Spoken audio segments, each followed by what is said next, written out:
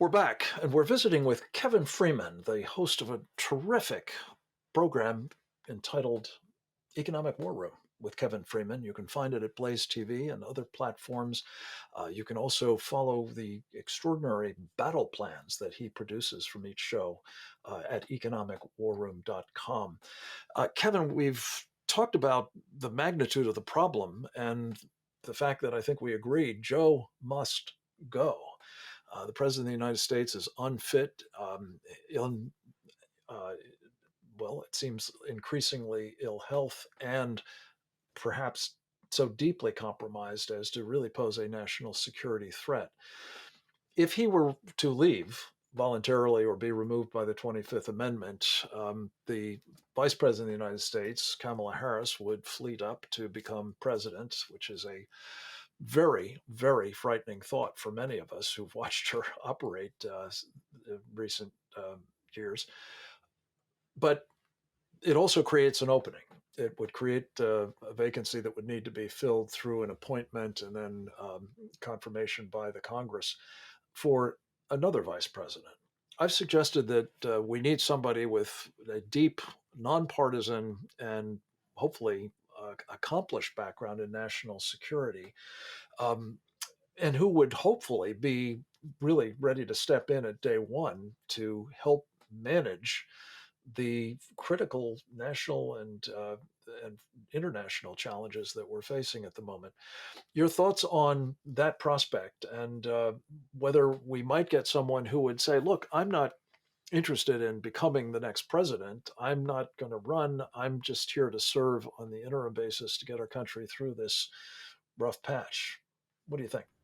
Well, I think it's a good idea. I also think it's somewhat wishful thinking in that the cabinet is composed of people that whoever's running the president, they've established the cabinet, and therefore it's unlikely that cabinet's going to turn on President Biden as long as they're successfully using him as a puppet, which is very sad, given his mental condition and given all of that.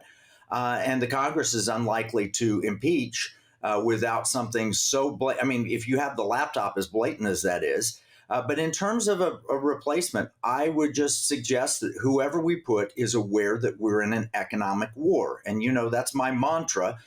We're facing economic challenges that are unprecedented, and yet we still think we're the king of the hill, and we still think that we control everything. But we are watching our economic power slowly, not slowly, quickly stripped away. And the Ukraine conflict, we're exercising those power, and Russia and China are just laughing to a certain degree. So, this is a serious moment in American history. Well, one of the reasons we value so much your regular contributions to this program, as well as the work you do on your own, is that you've been ahead of the curve on this economic war room and its content, subject matter, long before there was such a program. And I want to just say that one of the things you've taught me about, and I want to invite you to, sort of update on, is that as a result of the economic war we're clearly in with Russia now in retaliation for the invasion, specifically, we're watching Russia and China and other nations intensifying a long-standing goal of both Moscow and Beijing, among other places, namely to de-dollarize the world's economy, as they say, to eliminate the dollar status as the reserve currency of the world. Give us an update on where we stand with that, Kevin, and whether it is indeed an imminent prospect at this point. Certainly. Well, in 2008, Vladimir Putin looked at the dollar and the exorbitant privilege that we have having the reserve currency of the world, and he said that's got to stop. And he tried to get the Chinese to join him. They said no. In 2013, Xi Jinping decided we need to de-dollarize the world, and they've been at it ever since. And now we're flexing our economic muscles only to find that Russia and China have created alternative systems where they may not need US dollars any longer. And we might win the battle, that is, get Putin out of power or stop him in Ukraine using economic weapons, but lose the war and have the dollar no longer be considered valuable on a global basis. That would make us the greatest debtor nation in history, $30 trillion begging our neighbors to help please finance our debt or watch our economy collapse like Venezuela, Weimar Germany, Zimbabwe, and so forth. That's the risk that we're facing right now. We're playing Russian roulette, so to speak, with the US dollar. The question that always arises is there's clearly that appetite, again, not just on the part of the Chinese and the Russians, but others as well, to uh, have a different arrangement, shall we say.